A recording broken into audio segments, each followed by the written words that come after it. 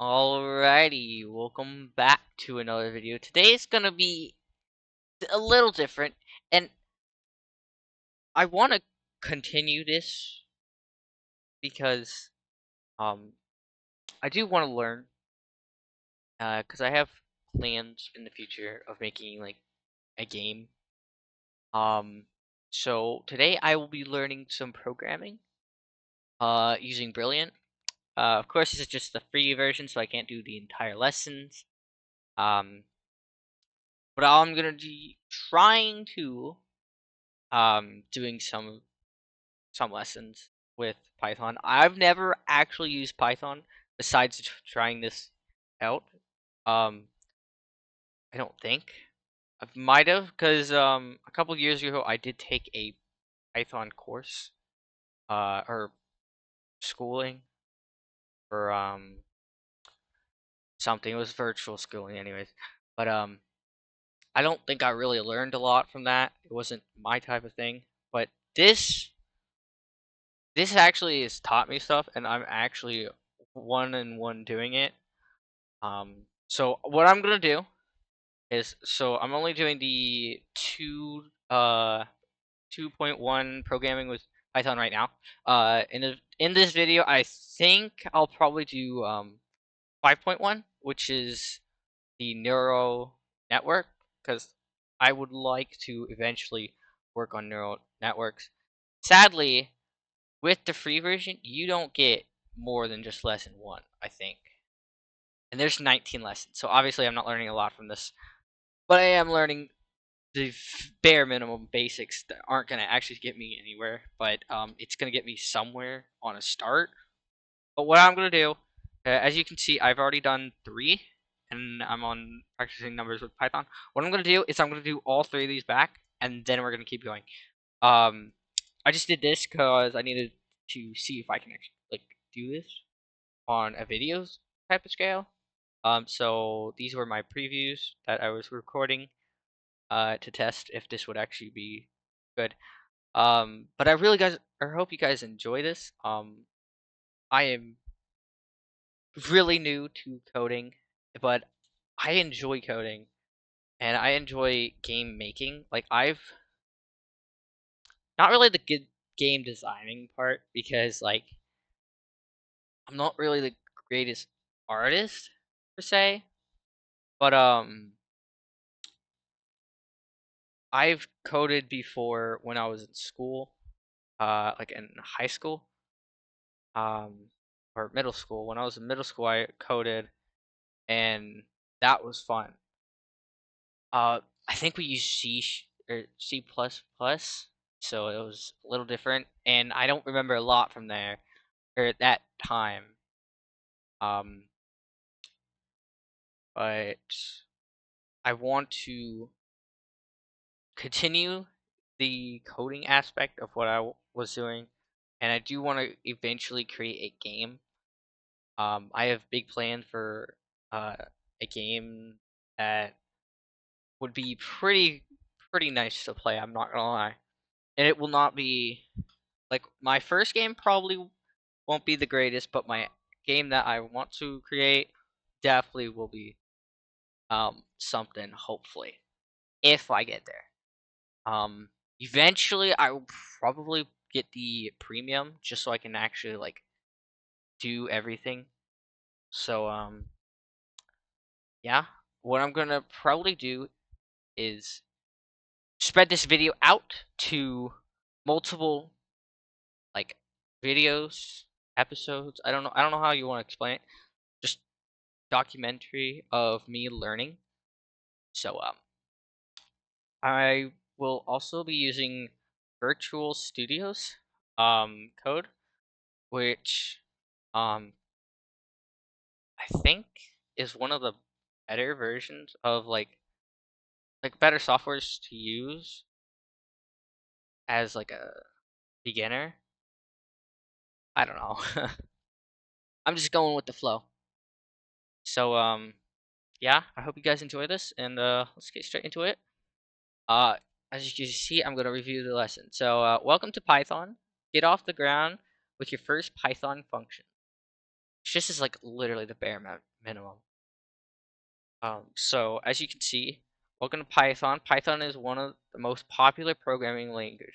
It's been used to write millions of computer programs. This is a very simple Python program. Press run to see what happens. So the code is print, parentheses, quotation marks, welcome to Python, exclamation point, quote, parentheses, which is only, like, I know it's going to only run what's in the quotes. So as you can see, this is what it printed. It's the output, input, output, and then in Python, quotes indicate that text is a string. So this right here, or really this right here, is a string. This is a string. So strings are used to represent text. They can include letters, numbers, symbols, and white space characters. Change the output of the program by editing the text within the quotation marks. To restore the program that or to its original state, press reset code. Okay, so it wants you to change Brilliant Python. Pretty sure, yeah. Oh, I typed that wrong, sorry. Welcome to Python. So now it's going, I hope, to write this when I do it. Actually, hold up. Update the print. Okay, so show explanation. Does it not want that? Maybe it does want Brilliant. Doesn't matter. I changed it. Sucks for them.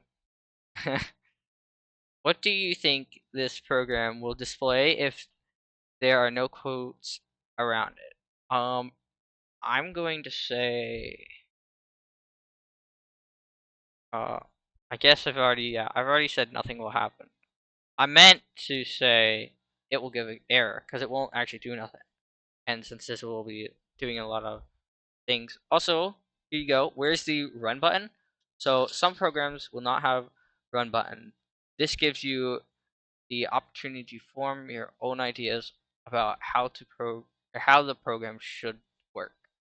So how I think the program should work is if you added quotes, hold up, like quotation marks on the end right here, like in between the parentheses, obviously, but like on the ends of those, and that will obviously show program is fun.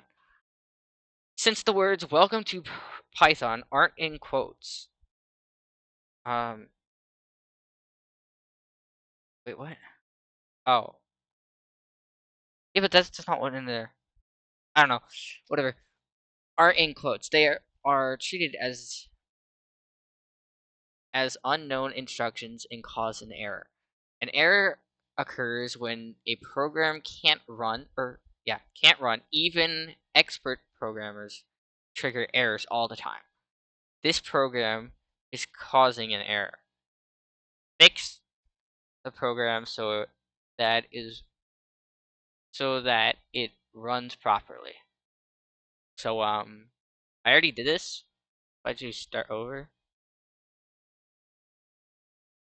Okay. I already fixed this, but where it would have is like, this is what it would normally have for this lesson. It would have it like this. So you have to add the quotes. Yeah, I didn't think about this recording. I only checked it one way, not the other way. You'll need to run your code by pressing check. That's what I did. Or whatever. It's really bugged. As you can see, strings need to begin and end with a quotation mark. Adding a quote to the end of the text after fun will fix the program. Okay, so obviously I got that wrong. It was just this one that was off before. But whatever. This is gonna run, and now it's gonna fix. Yep. See, programming is fun. Quotes indicate that this text is a string and not a command. Back to the program and then check. Right. Okay. Whatever. Doesn't care. Quotes indicate the text that this text is a string and not a command. String concatenation. I didn't exactly remember. Okay, hold on. Let me roll back. I don't exactly know how to say this word, so if you hear me mispronounce it, um, sorry. I just don't remember, or not remember. I don't know why I keep saying it. I don't know how to say this exactly. I say concatenation or concatenation. I don't know. I don't know. Whatever. We're passing on that. So if you hear me just say con, then that's what I'll use. All right. What do you think this program will output? This will probably output Python. And I was correct. Exactly. Run the program to see what happens. It's gonna run this Python right there. Yep. The plus operation cons two strings, combining them into a single string. Excuse me. Okay. Fix the program below so that line 3 produces the same output as line 1. And I did that by I think just actually they do already. So I did fix this. All I did was add like a space here, I believe. I don't remember how it was before, but this is like the same thing. Whatever. Um, the explanation: the output from line 1 has a space between the strings, but the output from line 3 does not. So it normally would be like this, right? It doesn't matter.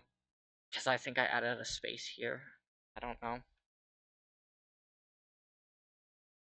Um, that's because when strings get conted together with the plus operator, it does not add a space. So this means no space. Like, here's one approach that addresses this issue. Yep, see, I have this space right here. Meaning, with no space here, this space here, it will come out with like that. See? Same thing. Back to the problem. I did not read that bottom. You can also add a space at the end of, or at the end beginning of the sentence string. Why am I reading like that? Hold up. You can also add the space at the beginning of the second string. Where did I see it end? I don't know. Back to the problem. The plus operator combines strings together to create spaces between the strings. Add a space directly to one of the strings. In the next lesson, we will learn how to manipulate numbers in Python. Wow, I don't think I've actually had headphones while doing this. That was loud. Okay, so now we're to practice welcome to Python, I believe. Because I think we just did this one, and I don't know if it put us on to the next one, but we're gonna go with this. Alright. Alright, yeah, we didn't. Which line will give an error? So this one. There's no space between here and here, so it's gonna have them together. Line given. Oh wait, yeah, I'm right. No, or I'm wrong because this won't give an error. It just will not give us the sentence that we desire. This gives an error because there's no. Okay, so I'm moving way too fast. Obviously, I'm not even looking at the other options. I'm just moving way too fast. The last thing. obviously this is gonna give an error. It's gonna tell you why, but yeah. See, that's how you fix it. Sorry, I did not get that wrong last time. I don't know why I'm moving so quick. So what's the output of print parentheses quote taco quote plus quote cat? That's gonna obviously get this taco cat because there's no space between. I don't really need to learn why, but if you guys want to learn it, simple, right there. A plus sign adds no spaces. That's why. Which line have a space between each word? It's 1 and 2 because there's a space right here and there's a space right here. So commas give a space, just so you know, and there's no space here. So line in 1 and 2. This one's really it really probably tricks a lot of people because they don't know what the quote is yet. Because it doesn't teach you anywhere, or not the quote. They don't teach you anywhere yet the comma, what it does. But yeah. See, that's what I'm talking about. There's no space. It's gonna put a vertical there. And there we go. There's the lesson, or there's the practice. Now into numbers in Python. This one's pretty simple. It's like math class. Let's go. As you can see, print 7. I'll be doing this one real quick in what do you think the thing will display? Obviously, it will be displaying 7. So if you do this, I'm just gonna run through this one real quick. So the output is obviously gonna be 7 because this one has no errors. So this one has print parentheses 7 parentheses. This one, what do you think it's going to add? I think it's going to add 19 or run 19 because of this. So addition in with the plus sign, subtraction with the subtract sign, multiplication with the asterisk or the star, whatever you want to call it, and division with the slash. All right, backslash. And then that's what it's going to do. And with this info, you can also see that it's going to do the what is it called? Order of operations. I'm gonna use that. So it's gonna use PEMDAS or whatever the other one that it uses, or whatever else, whatever they are. But like BOMAS or something like that. I don't know what. But obviously this is gonna be 1.5 because you got 6 right here, and then you gotta divide 6 by 1, which is gonna be 0.5, or not 0.5. Give you 2, right? No, what am I saying? 1. I am not doing this math. But I know it gives it a 0.1 because it's gonna put it in a fraction. I'm pretty sure. It's gonna do some stuff. I did this math earlier. All right, I'm not doing it again. We have it all in a calculator somewhere, just because I wanted to be correct. All right. How does the thing handle our operations? Obviously, it's gonna go multiplication, division, plus, and subtraction in that order, not all at once, or not all left to right. So like this one, it should have divided, like if this was correct, it would do 1 divided by 2, then multiply by 3, add 4, and subtract 5, which is going to get 2 or something like that. I don't know. It's already going to be half, like 1.5 and 4, so it's going to be like 5.5, and you're going to get 0.5 anyway, right? I don't know. I'm doing this quickly in my head, but I don't know. No, this would be 1. Meaning 7? So it might be 2. I don't know. Whatever, when I'm doing that. Sorry guys for me dilly-dallying. But I just want to be correct sometimes, and then turns out I'm always wrong. As you can see, what if a display text with along that? So this is obviously going to run just this text because there's no anything in between it or anything.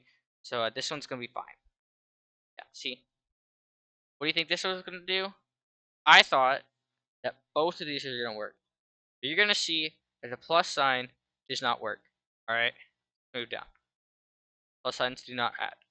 So, good guess, but only line 3. So, only this one works. Separating strings and numbers with a comma does work. See? Look, ready? Boom. But this one does not work. Hold on, I'm going to do that. Does not work. Why?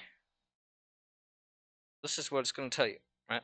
And you can test this. I'll copy the code. We'll go to what do you call it over here? We'll paste it. It's going to tell you, it doesn't work. See, exact thing. Why? Because it can't add a number to letters. Is exactly what it's about to tell you, right? Using plus works for combining two strings. It concentrates them, oh my god, not concentrate. It cons them. It also works for two numbers. It adds the numbers together, but it cannot add or join a string and a number. So exactly what I said. It can't add letters. It can't add words and a number together, like adding them or subtracting them. Like a 5 cannot subtract the word, like, I don't know, computer. It cannot subtract 5 from computer. Right? It's just not a thing. Alright. As you can see, this is not gonna work. This is gonna run that. So, which will produce, and then I said these two because these are gonna, there's a space right here, and it's gonna add these two, obviously, and then this is the exact same thing but space right here.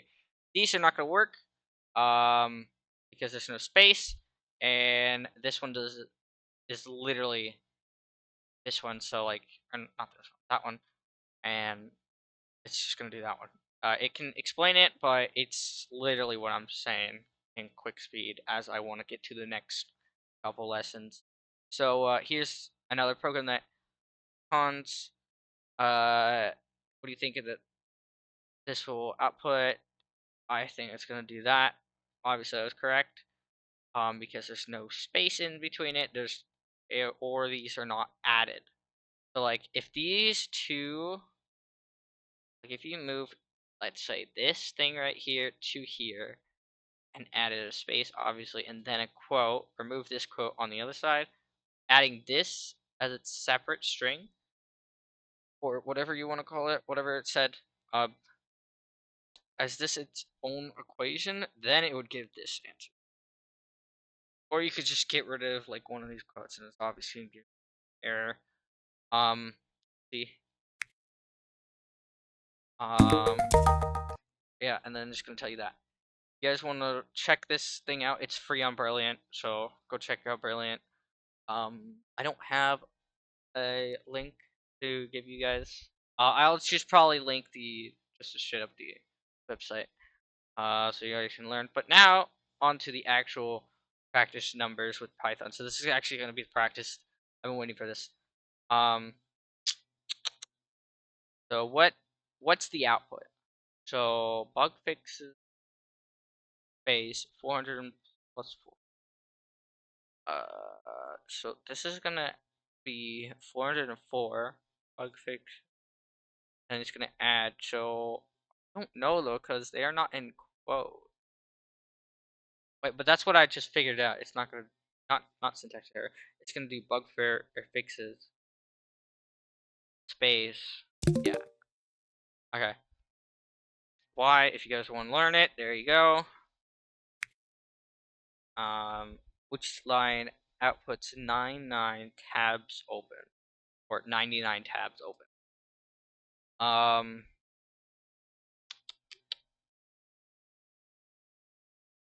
think this second one, because this one does not have a quote, so this is gonna be like, oh, this isn't gonna give you an error, I'm pretty sure, and this one's obviously gonna give you an error because it's plus sign. This one I think is the only one. There you go. What is the output? Okay, so it's gonna do 12, 14. Okay.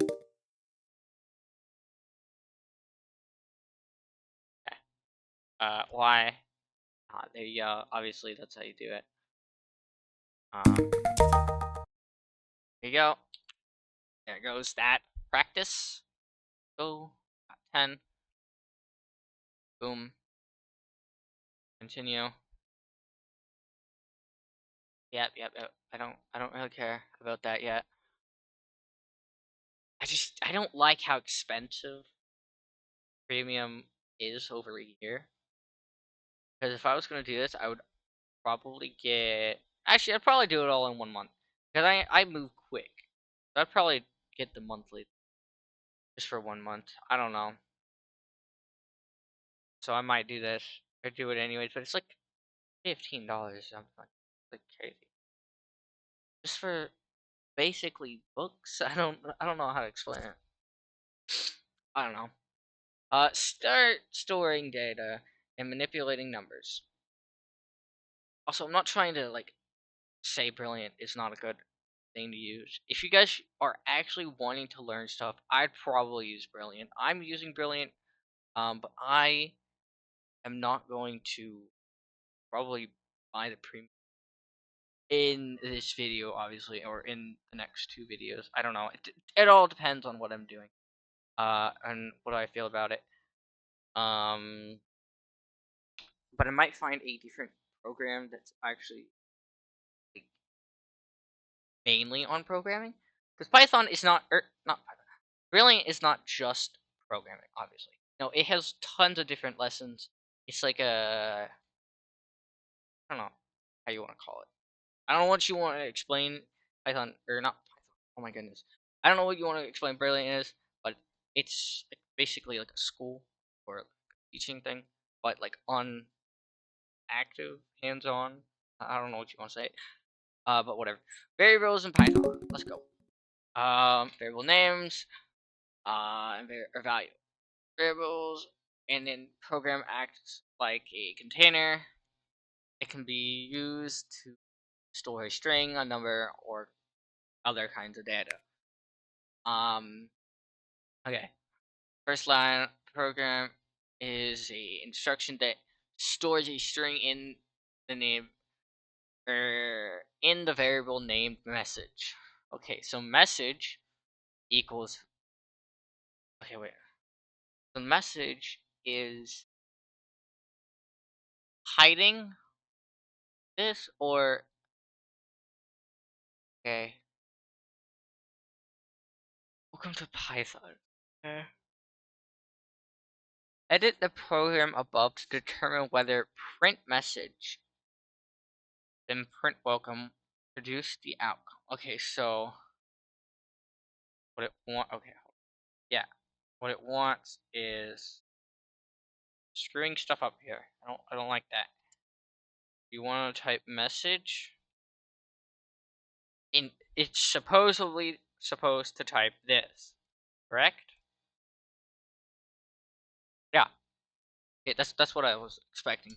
So it's basically so if you had like I don't know, let's say like a long line of code and you put it in like just like a word, like let's say you were making a game and you had a long line of code um for like when you press the keybind W, you want to move your character forward. So you probably just like instead of message, you could do like I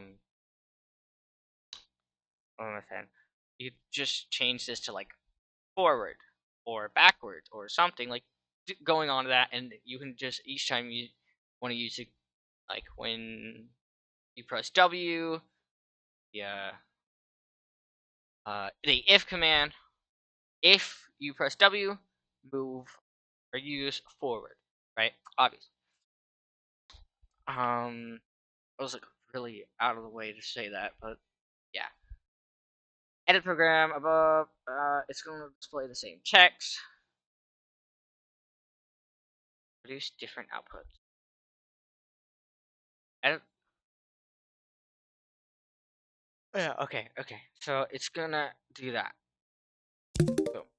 Right. Obviously, there's your explanation if you want to read it. I don't really need to read this because I kind of explained it better than I was going to tell you. think. At least I explained it to myself better than I learned it.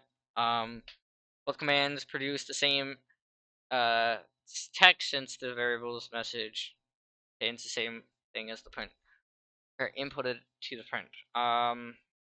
Print command works with strings, numbers, and variables. So try modifying the program to print message and message. So you want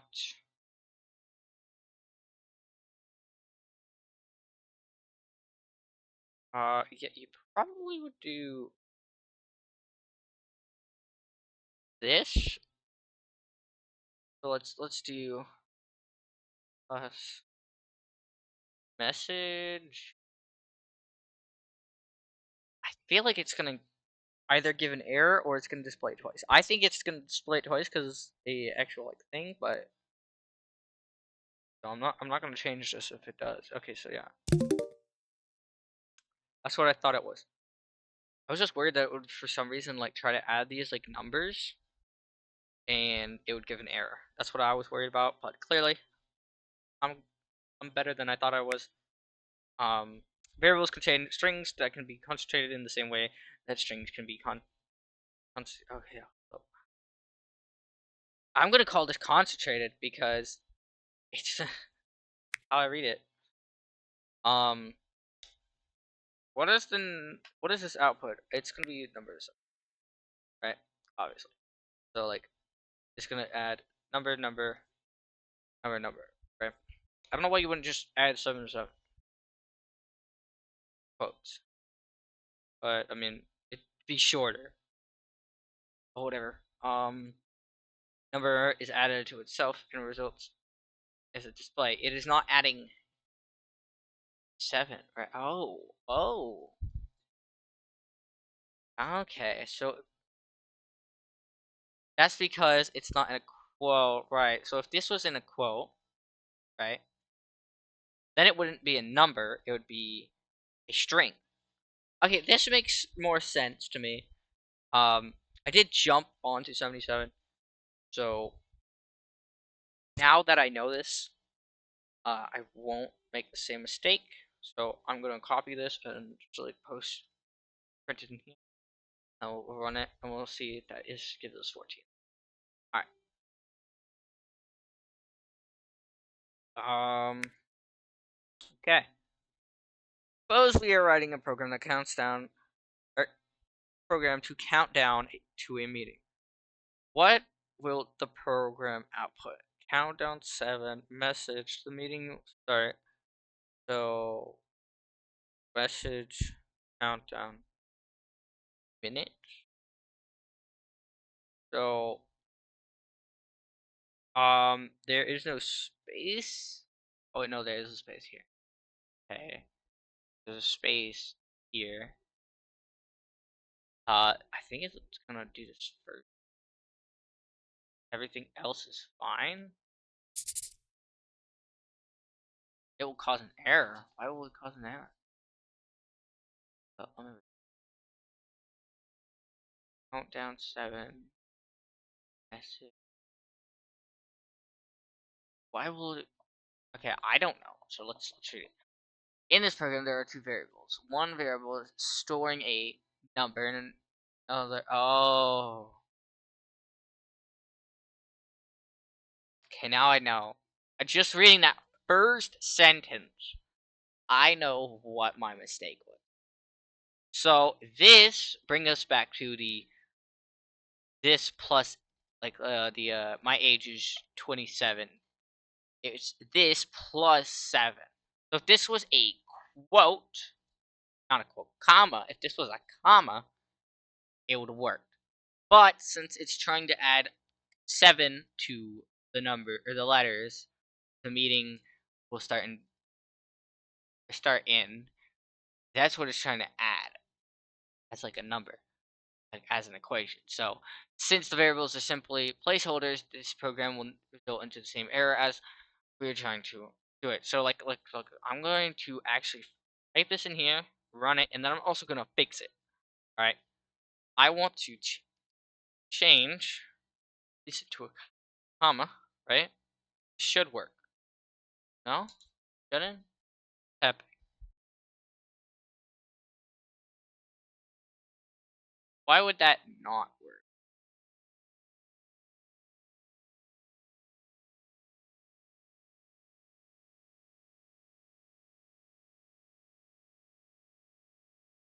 Huh.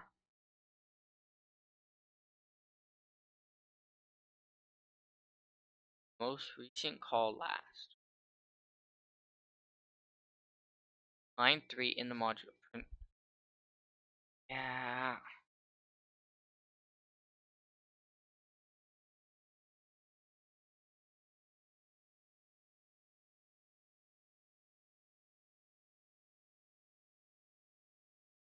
Maybe?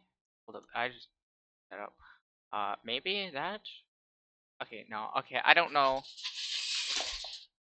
That. What was that noise? That noise. Like somebody was hissing. I don't know. Yeah, but this is gonna give an error, correct? Yes, error. Um, but this does not show the explanation. Yeah, it shows why it's wrong. It does not show how to fix it. How do I fix it in the background? Okay. Yeah, that's what I just. Okay, yeah, that was the explanation. Variables are simply placeholders behaving. Okay, according to the rules data types they contain. Next, we'll learn arithmetic commands to help you solve a challenge. Review and test. Select. So the next one is practice. Again, let's go. I do want to fix my code that it was given me before, but I don't know how to fix it yet. So let's see. Cement your understanding of variables in Python. So that's going to give the answer 6, right? Number equals 2. Print parentheses number plus number plus number. That's gonna give us 6. Not this. If you want this, put these in quotes. And if you want that, just add another plus. And syntax area, you could literally do make that not work. There's your explanation. Kinda also explain it, but what is the output? Length and width 12. Length times width. This one should do 120 if I'm correct. Why would it not? I don't see a reason why not, except if this counts as a space. If this counts as a space, then it's fine. But if it does not count as a space, which I don't know, because it like spacing is weird in my weird like font I have. I don't know how to fix my font, but yeah. Okay, so that's a space. Good. See, obviously it's literally just equation 10 times 12. And that's it. Given 3 variables, which line will output the garden area is 120.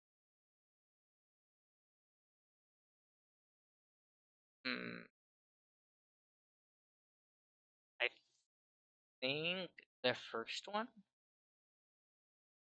Yeah, the first one should. That's why. So there you go. I didn't really help my previous mistake though. My previous problem with the last question on the other one. I did want to know what that was, but I guess I'll learn a different one. Conversation or conversion challenge. Conversion challenge. New math operations. We're almost ready for our first programming challenge, but we'll need 2 more math operations first. Double backslash and percentage. As a hint, they are both have to do with division. Wow, who thought? Mm. We're almost okay. No, that's this thing. What do I think this is gonna give? What does the operator do? So 9 times 3 is gonna be 27. You got 30. Got 33. And you got 36. Okay. What does the back or double backslash operator do? All right. So I think might round up, but let's see. I think it might round up to a. Oh, wait, hold on. Oh no, I screwed up there. But it's going to do the whole number. I was multiplying these, you guys. Um, so this is gonna be 3. This is gonna be 3.3. This is gonna be 3.6, and this is gonna be. So it's doing the rounding down. I think down to the whole number because it's not rounding up to there, and that should round up. Yeah. Okay. So it's rounding down to the whole number. There's what you guys want. Okay. Continue. What do I think this operator is gonna do? All right. So how do I know where to start on this? This will probably. What are the options? It's the same as double black or backslash. That doesn't make sense. Why would they have two different things to do? That would just one. It returns the remainder after dividing. If it returns one, if the it returns 1 if the result of the division would be a whole number and of 0 otherwise. Let's just run it. See what the answer. But what is it doing? If returns 1, it returns 1 if the result of the division would be a whole number and 0 otherwise. Turns the remainder after dividing. Okay, so if this was dividing this, shouldn't it give 3? If it was this one, I feel like it has to be this one, but I feel like it has to be this one because it puts a 0 at the 12. Like it literally gives a 0 when it's supposed to be 4. So no, okay, so I don't know. What's the explanation? The percent operator only returns the remainder after dividing. This is why 9% 3 and 12% 3 outputs 0. Since 3 divides both 9 and 12 evenly. Oh, okay, that kind of makes sense. So if it's a whole number, 0. But if it is not a whole number, wait, what? Output 0 since 3 divides evenly. 10 outputs 1 since 10 has a remainder of 1. Oh, okay, never mind. This really changes everything up. So, that's not how I thought it was at all. But 11 or divided by 3. If you're doing by whole numbers, you're gonna get 3. And, like, if you're doing a fraction, it'd be like 3 and 2/3. Or 2/3. So, like, yeah, I don't know how I could explain that without getting a calculator on screen. I don't really want to do that. But yeah, that's it. So this kind of makes sense to me now. Returns the remainder after dividing. So I did not understand what this sentence was asking, or not asking, telling about a remainder after dividing. but now I understand what that means. Alright, these operators let us divide numbers into the largest integers and returns the remainder. Percent. Oh wait, okay, so this does the largest integer, this does the remainder, whatever. They'll be helpful for solving the following challenge. Challenge part 1. Here is a program that starts by setting a seconds variable. The program converts the number of seconds into minutes and returns. Okay, so seconds is 155. Minutes equals seconds divided by 100 or divided by 60. Okay, so what it's gonna try to tell you is 155 or 155 seconds is the same as 3 minutes. 3 minutes and 35 seconds. 25 seconds. 5 seconds. 35 seconds. Yeah. 3 minutes and 35 seconds. Oh, I did not think it would. Yeah. Okay, that makes sense. Now I'm thinking about it. Like, it is 2.5 seconds. Like 5.8 or 5.8.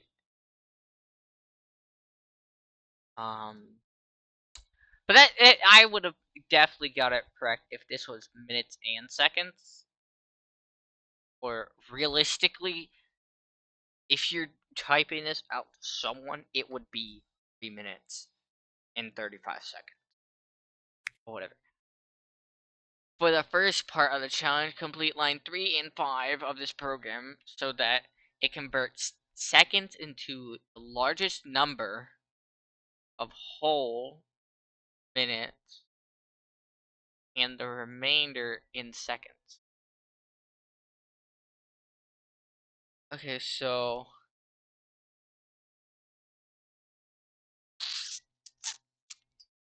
I want to do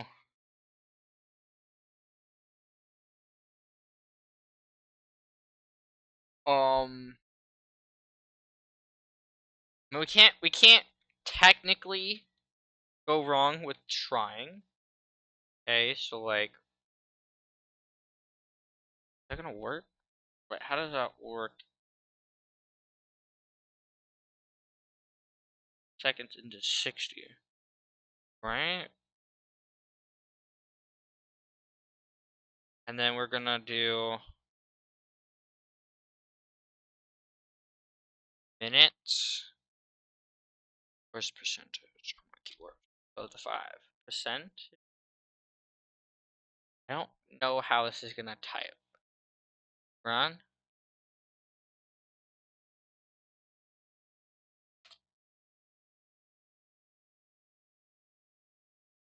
Okay. What do I not know about this? What am I getting wrong here?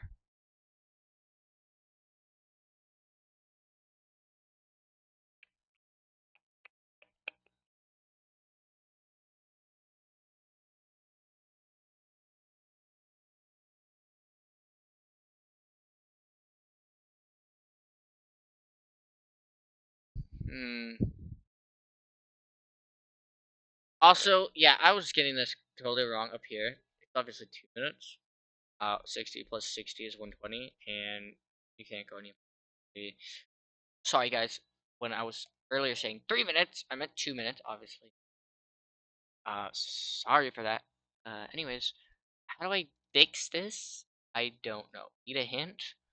The easiest way to complete this challenge is numbers, since it returns the whole number. But you can think of dividing and splitting the result in whole numbers and a remainder. Which of these is more useful for setting minutes? That's right. We want to calculate a whole number. If there's six, we just need to find.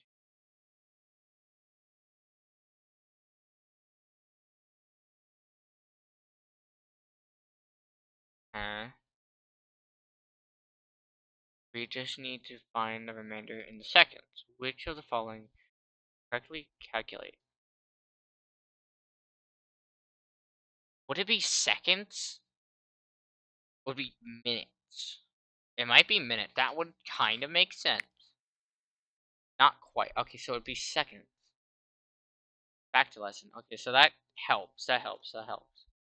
So that teaches me that seconds divided by this would be 60 or of 60. So it's literally telling you this. But if this gets like this, then it's telling you how like it will tell you 35. Be 2 minutes and 35 seconds. Is what this should say, right? 2 minutes and 35 is what the second one should say. Yes. Yes, I'm correct. Look at that. Thankfully the hint actually was a good hint, 155 seconds is the same as 2 minutes and 35 seconds. Continue. Now you use the modified program from above to answer the following questions. It takes light from the sun 491 seconds to reach Earth. This is the equivalent of. Okay, so actually, I'm basically robbed this. So I don't know why I didn't just click that. And then we're gonna go here, and then we're gonna add these numbers. So he said, what was the time? 491. We're gonna stop. 491. This should give us the answer, correct? 8 minutes and 11 seconds. 8, 11. Check. Correct. Let's go. Okay, so we can actually use this program up here to answer the questions, but down here. There you go. That's exactly what I typed in Virtual Studios. As you can see. Wait, hold on. Let me just like. How do I like bring this? There we go. So now you can see. That's good.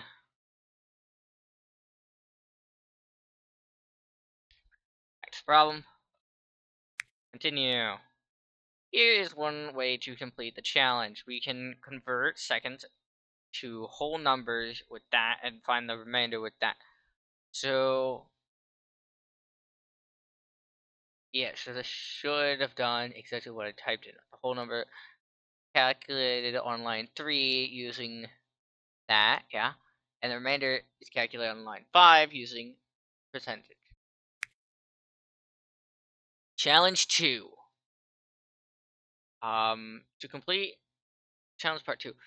To complete the next challenge, extend the previous program so that it converts seconds into whole number or whole hours, whole minutes, and whole remainder. Okay. Whole remainder in seconds. Okay. So, looking at this one. Seconds. Okay, yeah, okay, so this one's gonna be minutes. Back 60. This one's gonna be seconds. Back 60. And then this one's gonna be seconds. Oh, I somehow wrote that wrong. Seconds. Percentage 60. Correct? That should. No?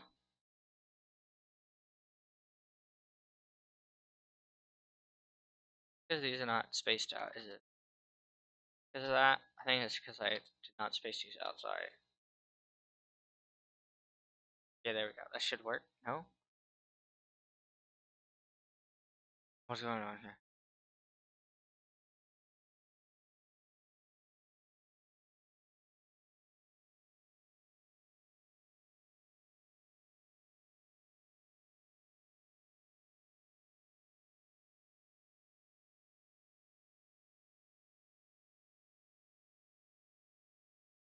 Huh. Um, why would this not work? Name minutes is not defined, but it is in the second line. Should I? What? Okay, so should I copy this? I don't know. Paste it here. Add a thing right there, and then get rid of this line. So like that. Should that fix it? Yeah, that should fix it. Okay, so you just have to do in basically order operations from top to bottom. Like just reading like a book. That's how the code's gonna work. 1, 2, 3, 4, 5 seconds. 12,345 seconds is the same as 3 hours 205 minutes. Why is it doing that? Wait, what? Oh, oh, oh, oh, oh. Right? This is not supposed to be that. This is supposed to be that, correct? Is that gonna work? Oh no, I screwed this up. The minutes are not supposed to be. What was this again? If I run this again, this was like a 3. Yeah, so I want this, I think, as percent.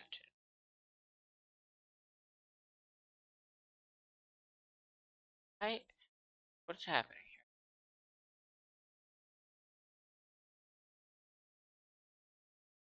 Let me real quick figure this out. If I were to do 12,345 divided by 60, that's 205. Again, that would be 3 point. Okay, so my very first was correct, but not completely. So like this is correct, but it's not supposed to keep that. So how do I fix that? Let's look at the hint. Okay, so here's a couple hints. 3,600 seconds are in an hour. You may find it helpful to define an extra variable that gets used in between calculating whole numbers or whole hours and whole minutes. Another hint, yes. To start, which operation will get you a whole number of hours from the total seconds? Total second? That one? Right. As we saw, what number should seconds be divided by in total hours? 3,600. I mean, it is. What does it represent? Total number of hours, correct? No, we just saw that. Oh, okay, okay. So remember, this would give minutes, correct? Maybe. Getting remainder is seconds remaining once we count for hours. Okay, so I wanna reset this code. Okay, I wanna do seconds back basic, and then do seconds 60. I don't know if this is gonna work. Just bear with me. This is gonna be seconds 60. What is this actually supposed to do? Okay, so that just gave me the exact same thing as before. So now I want to add a line of code that does minutes when doing second, or when doing hours, minutes are required to go backward into Or not. Okay, so I don't know how to explain it. I just want to turn the minutes instead of 205 into 25.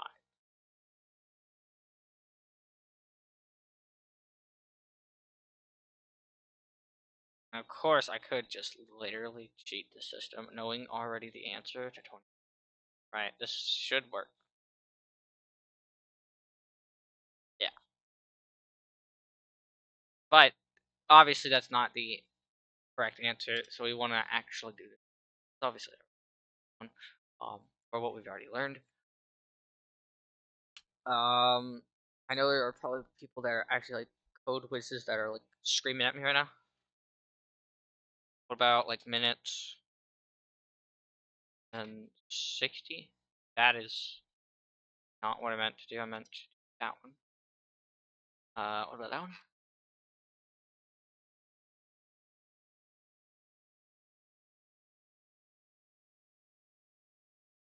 Yeah, that makes sense.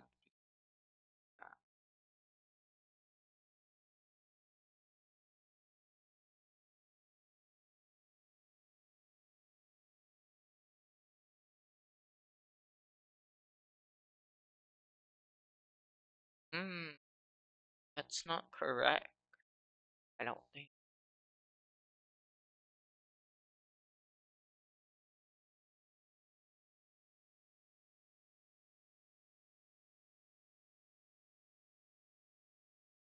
Yeah, that's definitely not correct. Oh, because that's gonna give me literally 45. What? Shouldn't it say 45? Yeah, okay, so that's not what I want. What do I want? Want that, maybe? No, it's gonna be the same thing. But I need a hint on top of this hint. Like, how do I fix that?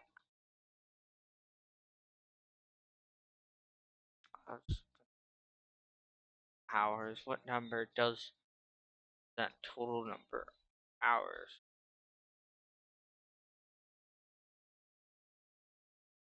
Wait.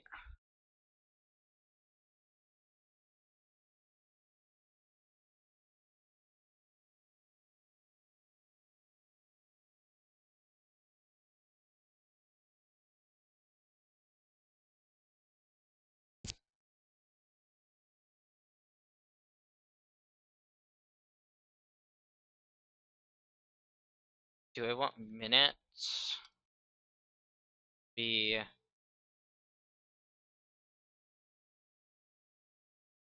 that in seconds, maybe? So, we just do typed in, no, whatever. Second.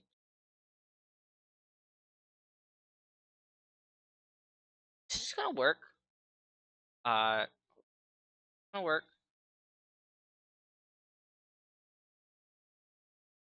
No. Is that because?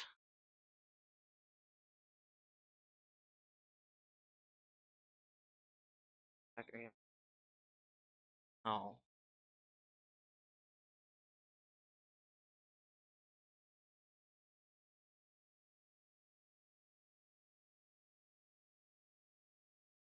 Oh, this is because I typed this, but this is wrong. So hold up. Actually, give me what I just wrote before seconds, but let me do minutes remaining.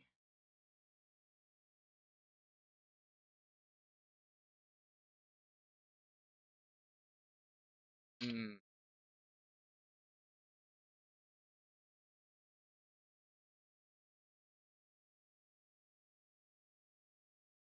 What it is.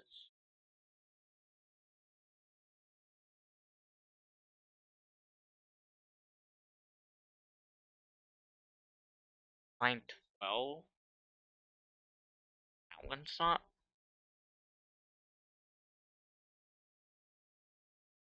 Oh, because I typed meaning. Meaning. Sorry.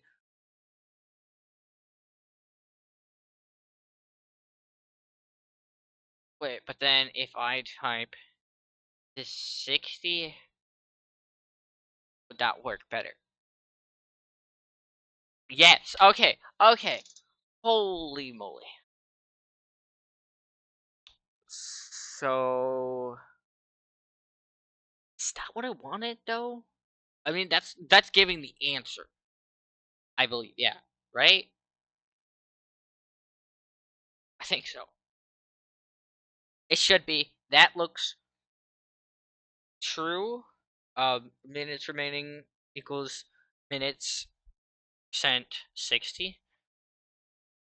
Because it's 60 in an hour. Alright. Use the equivalent program. Okay, so let's say copy this code right here. We want to use this code right here, correct? Yes, correct. Use this info. So all I need to read, all I need to read into here is number 14,926 seconds. Now I run this, and what's that going to tell us? 4 hours, 8 minutes, and 46 seconds. This should, right? Wait, what was it? 4 minutes, 4 hours, 8 minutes, and 6 seconds. Wait, 6 seconds. Check. Yes. Okay, so I did write this code correctly. Everything's fine. Okay. I'm actually glad I figured that out. Look, and then he's literally what it is. Oh wait.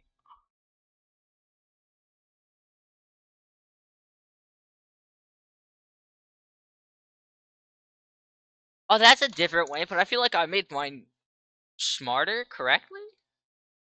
Although it's not adding anything. I didn't, or what they're doing, it didn't change what their end code was, their print code.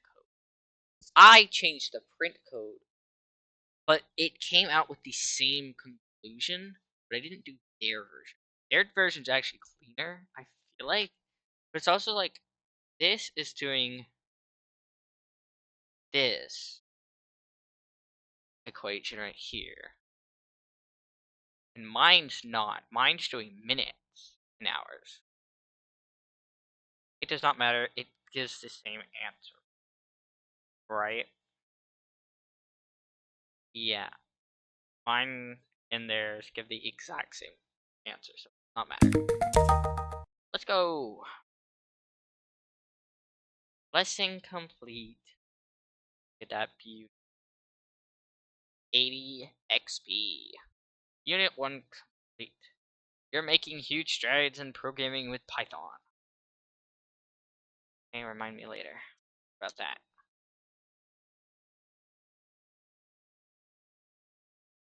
But I'm pretty sure if I click on this, it's gonna tell me, yeah, unlock the full learning experience. And it is $25 a month, which is kind of pricey for me in my current state. But I'm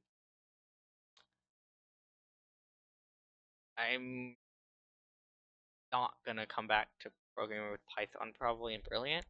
Probably do something else. Here's science. Wait, hold up. I probably should have done these beginning ones, but I do just kind of want to skip a little ahead and do the introduction of neural network, because I've watched many videos on neural networks with AI, and I think it's actually kind of cool. But yeah, to dabble into dabble, I'm going to say, into the inner machinery of neural networks, discover how these flexible learning tools actually work. Let's go in here, teaching machines to teach themselves. Alright, neural networks. The gap between what computers can do and what humans can do is shrinking. This course explores one advance that has advance advance that has fueled this trend. A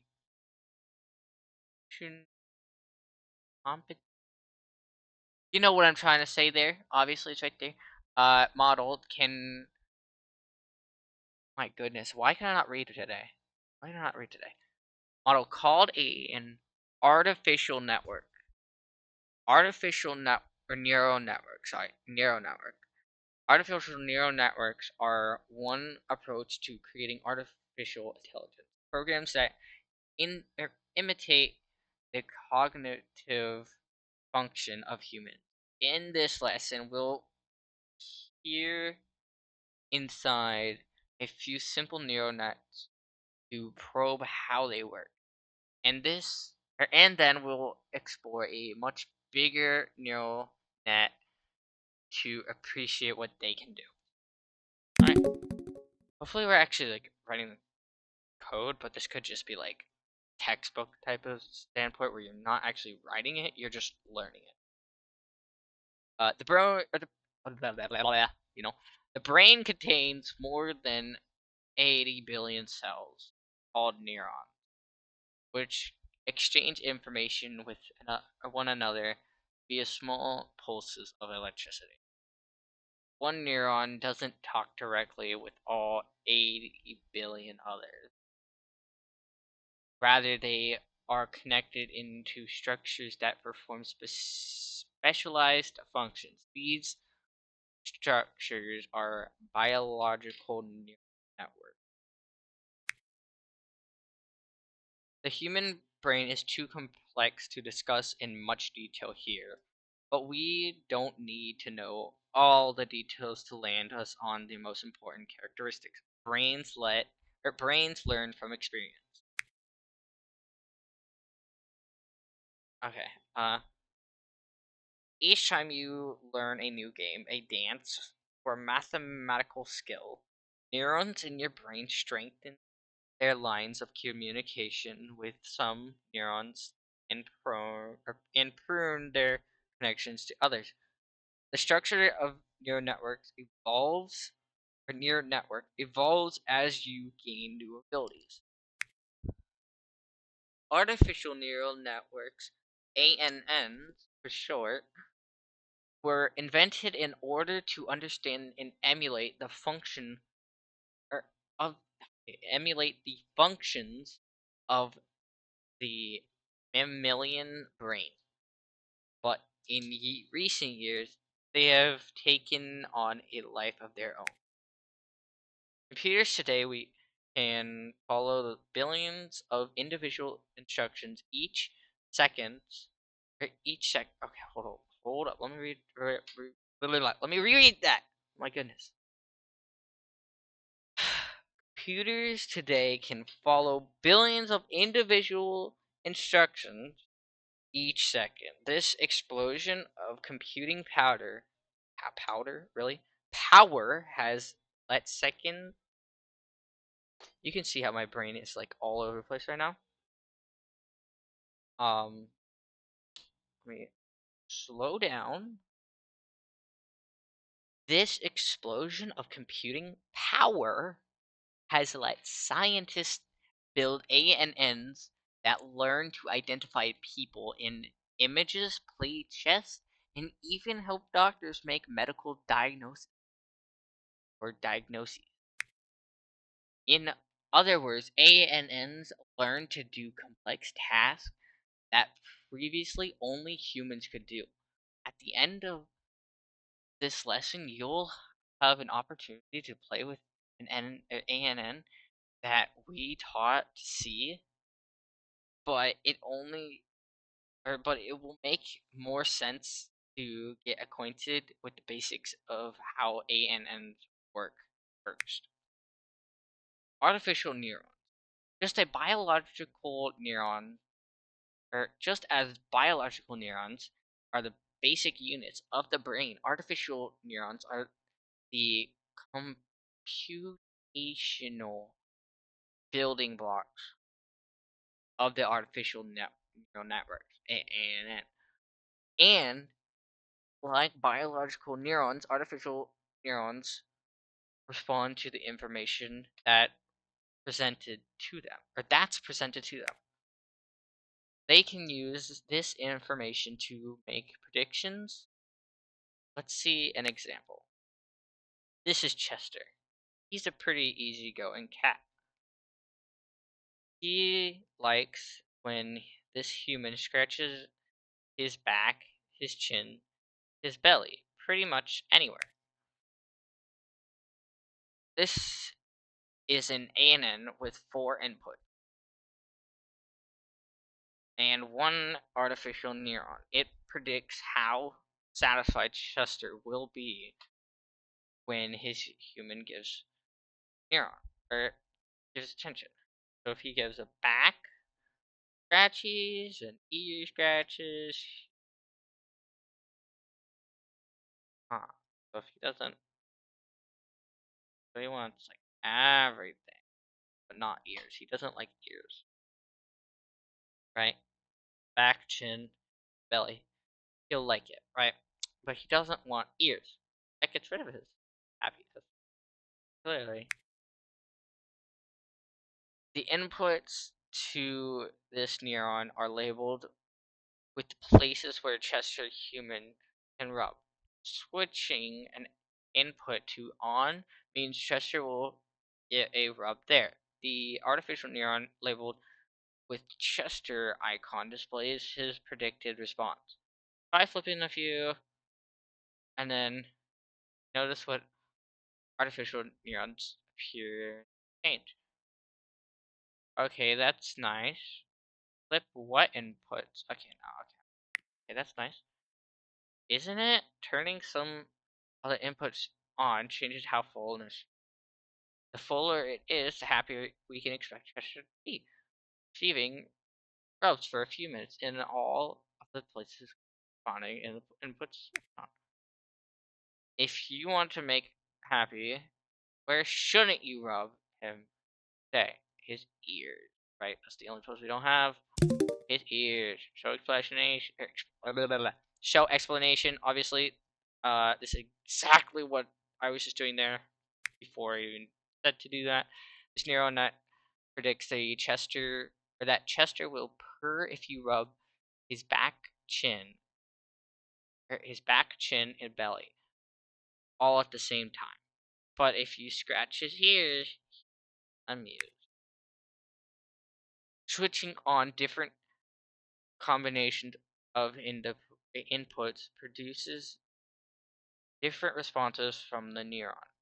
When the neuron is entirely back or entirely black, it oh, I'm so done with this. When the neuron is entirely black, we say it is fully active by the input. If the neuron is empty, we say it is completely inactive. For most input, for most input combo, for most input combos, Chester's neuron is somewhere between fully active and completely inactive. That's pretty much like anywhere between. Actually, no, that's false. Unless you activate ears and he just hates you for real. This example shows us how an artificial neuron can make a prediction. Next, we'll look at ANN that with a slightly different configuration to see how different can change the overall prediction. Positive and negative inputs. This is Lester. He's a handful. Sometimes he eats trash and makes himself sick. Weird, Lester, but like I know what that's about because I don't know why it's about or why you guys do it, but I have cats too, so I know what that's like. Um, he's a handful. Sometimes okay, no, this is an ANN that predicts what kind of attention Lester likes today. Use the neuron to decide how to rub Lester to make him happy. Can you find a combination of inputs that fully activates the neuron to make him purr.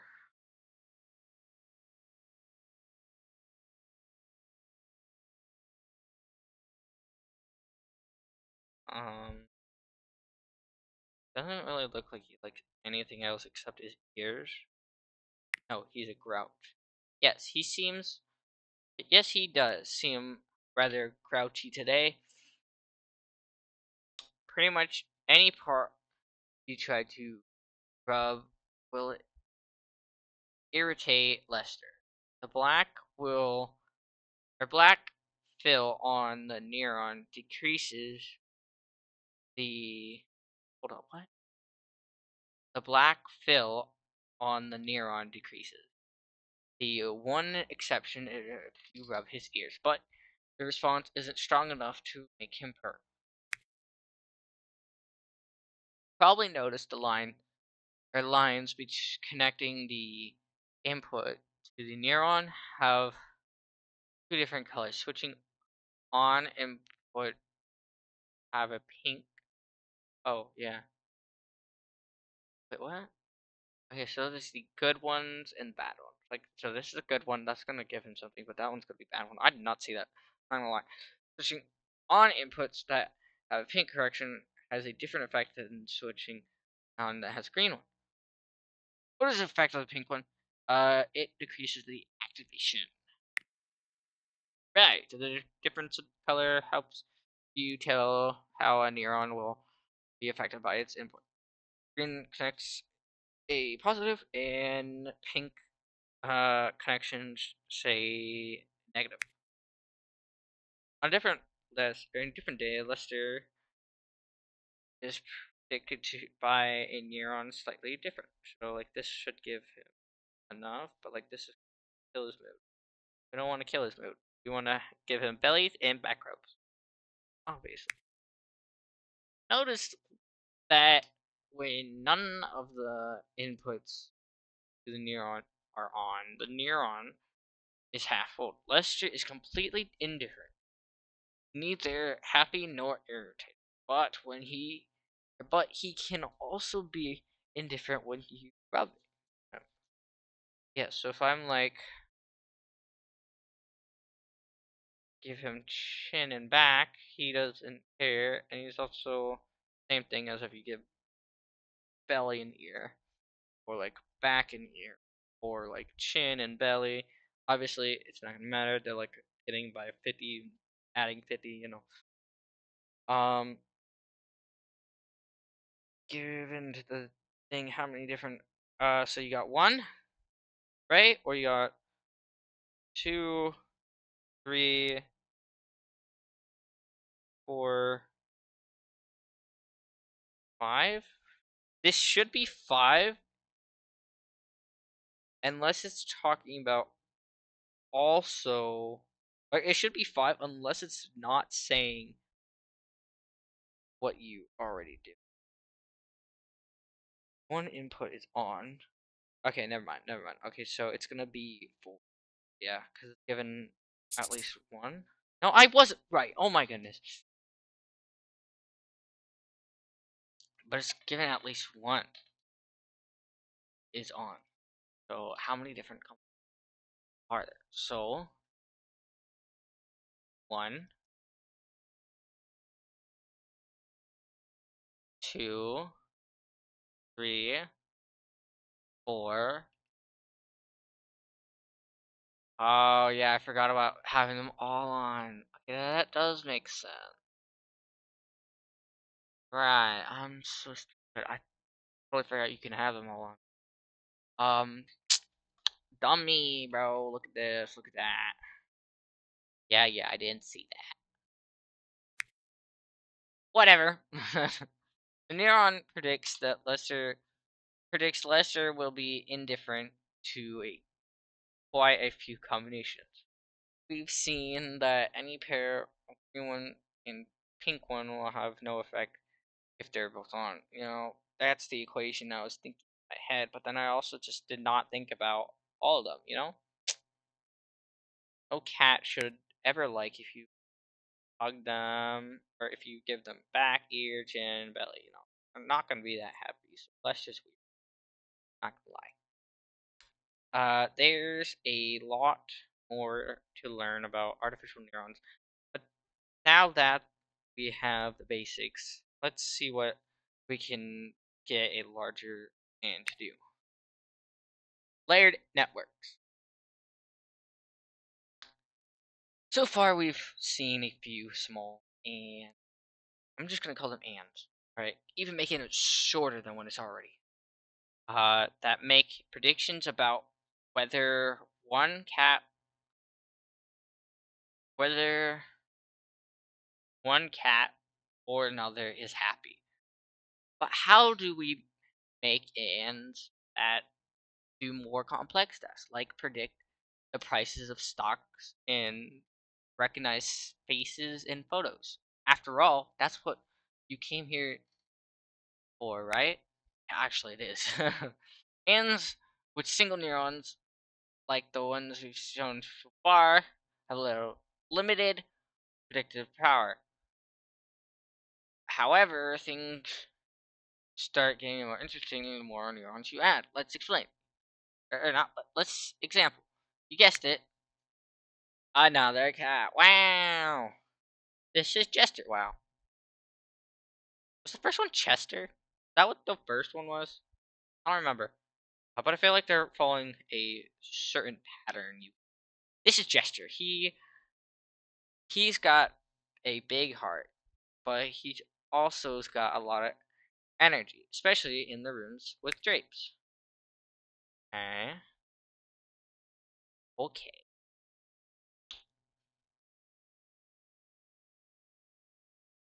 Here's another and that makes rub-related predictions but reflects Jester's more complex rub-related preferences. Notice notice this and has 4 neurons, 6 inputs. So 1 neuron, 2 neuron, 3 neuron, and 4 neuron. Like 4 neuron. So this, as you guys can see, this is all just one neuron right here. These 2 inputs, 1 neuron, right? Yeah. And these inputs to this 1 neuron, this input neuron, and then these 3 are not inputs, but they are a feed directly into neurons. Like I'd probably go, but he's not liking that. Like that, like that, and that. Right, that's gonna make him happy. Those gesture. Wait, what? Notice that it has 4. There are 3 neurons in the middle layer of his network. At the top, gestures on displays predicted font. So he wants back, belly, and neck rubs. Look at that to be the happiest. At the top, gesture neuron displays his predicted response to rubs. Those the gesture top of this and spawn flipping the flipping on the inputs along the button or along the bottom. Yes, of course. Yes. The fill on gestures neuron changes despite the 3 neurons standing between the inputs and the gesture neuron. The the input indirectly indirectly controls the state of the neuron. The 3 neurons in the middle layer are the inputs to just neuron in the top. Middle layer neurons are controlled directly by the inputs. Let's use an AN to figure out what kind of robes he likes. Fully activate. Yeah. Done. Which okay, so which neuron in the middle layer should be most active when you want to make him purr? The left neuron. See, left, center, middle. I meant right. Left, center, right. Left one's gonna be good. There you go. There's your explanation if you really need it. There you go. The positive connection attaches the gesture neuron from the left neuron. So this neuron needs active fully in order to fully activate gesture. Bam. Center in the right neuron is negative, so they need to be all the way off to make him happy. Do you think these two neurons should be more active or less active? Yes. And I'm not even gonna read that because I really kind of just said that. Now that you can know which neurons in the middle layer should be active, they try setting inputs 3 in the middle. Or 3 in the middle. Can you get gesture to by fully activating gesture's neurons? Remember that being fully active means that completely filled up. Yes. Good job. How many different input combinations will fully activate a gesture? Why don't you just get rid of?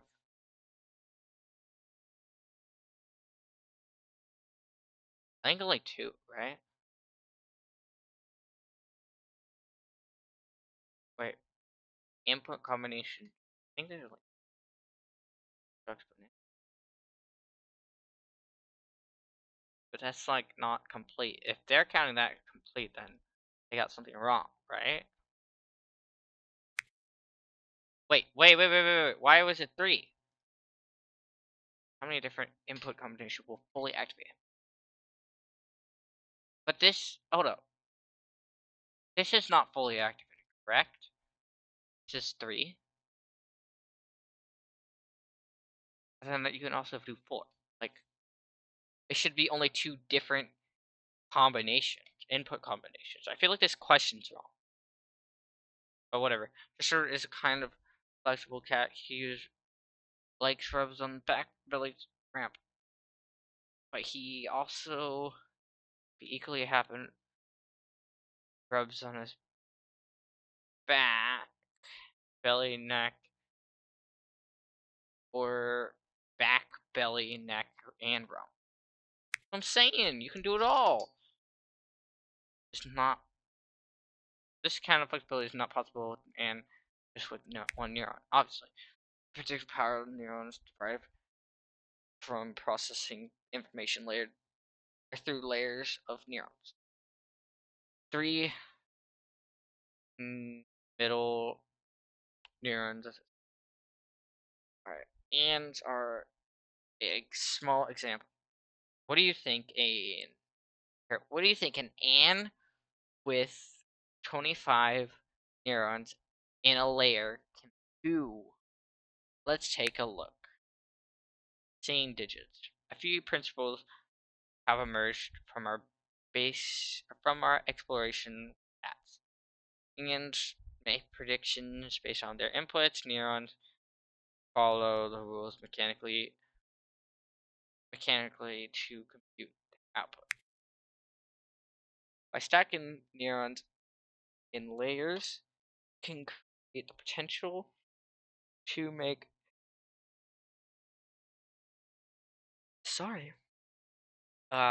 to make increasingly complex predictions. As long as we can find the right connections between the layers.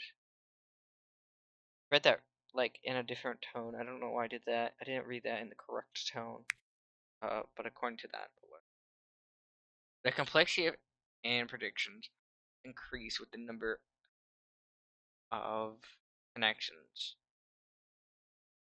For example, here's an ant with 50 neurons in 2 layers have been trained to recognize digits. Okay.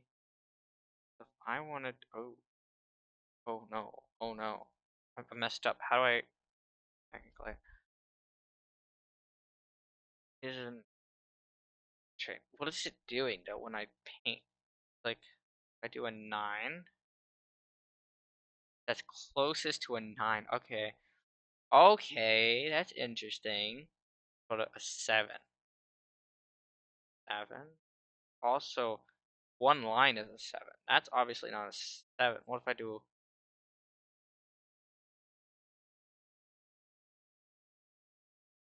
like a weird, like, I don't know, star? Gonna count as an 8 or a 2. If I do a 2, what if I do a backwards 2? I kind of messed that up because you're not supposed to forbidden thing. Backwards 2, it could be a 5.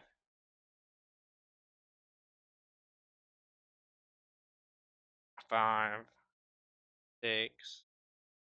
No, that kind of, but like 6, really long 6. That's an 8. What the, am I just doing these wrong? Because like I'm kind of like getting at a 6 right here. Not gonna lie. 8. Ooh, that's an 8. Good. 0, 1. They like the, well, like, see how it doesn't, it picks up those, but like not in the right. Obviously, they're not numbers. So, what about? Oh, it still counts as a 4. Look at that.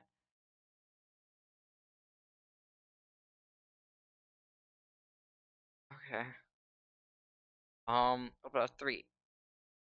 Okay.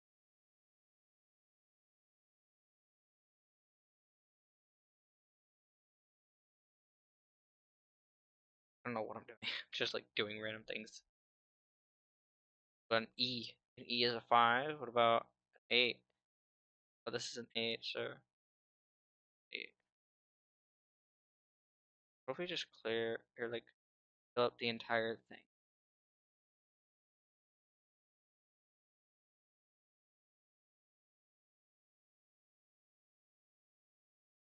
I don't know. What is it gonna be? Is it gonna be a 0? No, it's gonna be literally one of everything. Actually, it's not a 9. It's an 8, 6, 5, 3, 0. But it's highest is 0. Instead of a handful of inputs, it has a field of 400 pixels for input, or for its input. As you feed digits and by drawing them in pixel field,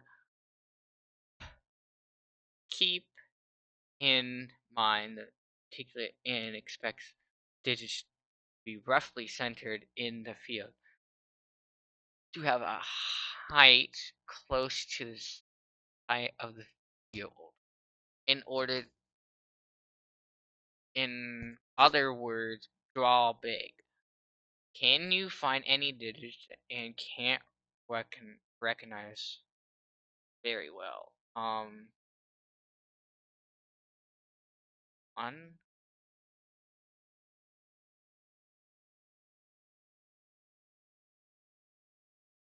1 is kind of good though. It gets it most of the time.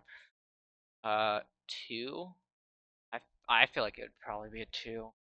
You mess it up, you might not be. 7. You do it huge though. Like 7's not gonna work, but do it kind of making sense. All of them kind of. Can you find which digit can't recognize very well? 1 kind of does not recognize well. Sometimes, like out of them all, I would say 1. But 7 I can do every single time. But if I don't do 7 with the highest number, the highest looking thingy,